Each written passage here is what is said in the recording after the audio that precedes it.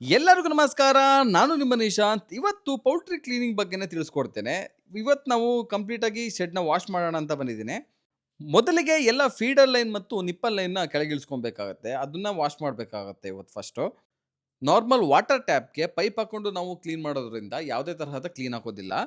ಏನಕ್ಕೆ ಅಂತ ಹೇಳಿದ್ರೆ ಇಕ್ವಿಪ್‌ಮೆಂಟ್‌ನ ಸಂದಿ ಮೂಲೆ ಜಾಗದಲ್ಲಿ ಕ್ಲೀನ್ ಆಗೋದಿಲ್ಲ. ಅಲ್ಲಿ ಮ್ಯಾನ್ಯೂರ್ ಅಂಟ್ಕೊಂಡಿರುತ್ತೆ. ಹಾಗಾಗಿ ನಾವು ಎಲ್ಲಾ ಮೂಲೆಗಳನ್ನು ಕ್ಲೀನ್ ಮಾಡ್ಬೇಕಂತ ಹೇಳಿದ್ರೆ ಬ್ರಷ್ ಯೂಸ್ ಮಾಡ್ಕೊಂಡು ಕ್ಲೀನ್ ಮಾಡಬೇಕಾಗತ್ತೆ. ಬ್ರಷ್ ಯೂಸ್ ಮಾಡಿ ಕ್ಲೀನ್ ಮಾಡೋದ್ರಿಂದ ತುಂಬಾನೇ ಟೈಮ್ ಹಿಡಿಯುತ್ತೆ. ಹಾಗಾಗಿ ನಾನು ಪ್ರೆಷರ್ ವಾಷರ್‌ನ ಯೂಸ್ ಮಾಡ್ಕೊಂತಾ ಇದ್ದೀನಿ. ಪ್ರೆಷರ್ ವಾಷರ್‌ನಲ್ಲಿ ವಾಶ್ ಮಾಡೋದ್ರಿಂದ ಸಂದಿ ಮೂಲೆಗಳಿರುವಂಥ ಗಲೀಜುಗಳು ಕಂಪ್ಲೀಟ್ ಆಗಿ ಕ್ಲೀನ್ ಆಗುತ್ತೆ. ಹಾಗೆ ಟೈಮ್ ಕೂಡ ನಮಗೆ ಉಳಿಯುತ್ತೆ. ಫಾರ್ಮ್‌ನಲ್ಲಿ ಇರುವಂತಹ ಎಲ್ಲಾ ಜಾಗಗಳನ್ನು ನಾವು ಕ್ಲೀನ್ ಮಾಡಬೇಕಾಗುತ್ತೆ. ಈವನ್ ವಾಲ್ ಕೂಡ ನಾವು ವಾಶ್ ಮಾಡಬೇಕು. ನೀವು ಕೇಳ್ಬೋದು ಎಲ್ಲ ಐಟಮ್‌ಗಳನ್ನು ಸೋಪ್ ಹಾಕಿ ವಾಶ್ ಮಾಡ್ಬೇಕಂತ. ಸೋಪ್ ಹಾಕುವ ಅವಶ್ಯಕತೆ ಇರೋದಿಲ್ಲ. 2 ಅಥವಾ 3 ಬ್ಯಾಚಿಗೆ ಒಂದ್ಸತಿ ಡಿಗ್ರೀಸರ್‌ನ ಯೂಸ್ ಮಾಡ್ಕೊಂಡು ಒಂದ್ಸತಿ ಸ್ಪ್ರೇ ಮಾಡ್ಬಿಟ್ಟು ವಾಶ್ ಮಾಡೋದ್ರಿಂದ ಯಾವುದೇ ಜಾಗದಲ್ಲಿ ಇರುವಂತಹ ದಪ್ಪ ಕಲೆಗಳು ಹಾಗೆ ಅಂಟು ಪ್ರತಿಯೊಂದು ಕೂಡನು ಕ್ಲೀನ್ ಆಗಿ ಹೋಗುತ್ತೆ.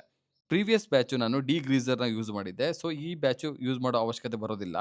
ವೆಂಟಿಲೇಷನ್ ಫ್ಯಾನ್‌ನ ವಾಶ್ ಮಾಡ್ಬೇಕಾದ್ರೆ ಈ ಪಾಯಿಂಟನ್ನ ಗಮನದಲ್ಲಿ ಇಟ್ಕೊಬೇಕಾಗತ್ತೆ. ಯಾವುದೇ ಕಾರಣಕ್ಕೂ ವೆಂಟಿಲೇಷನ್ ಫ್ಯಾನ್‌ನಲ್ಲಿ ಇರುವಂತಹ ಮೋಟರ್‌ಗೆ ವಾಟರ್‌ನ ಸ್ಪ್ರೇ ಮಾಡಬಾರ್ದು.